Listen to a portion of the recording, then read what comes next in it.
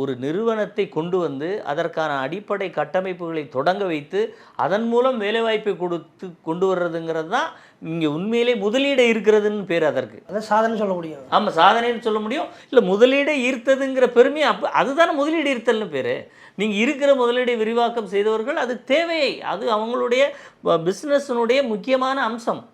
அதை நான் வந்து வாங்கிட்டு கொடுத்துட்டேன்னு சொல்லி இந்த கணக்கை வந்து இங்கே இந்த வகையில் முதலீடுங்கிறத இப்படி ஒரு எப்படி இந்த கிட்னி திருட்டில் இது வந்து குற்றம் கிடையாது, முறைகேடுன்னு சொன்னாங்களோ அது மாதிரி விரிவாக்கத்திற்கான பணத்தை அவர்களே கொடுத்துருப்பாங்க. இங்கே இருக்காங்க, அவங்களுடைய அட்மினிஸ்ட்ரேட்டிவ் அனைத்து அலுவலகங்களும் இங்கே இருக்குது. இவங்ககிட்ட இங்கே போய் பேசியிருக்கலாமா சார்?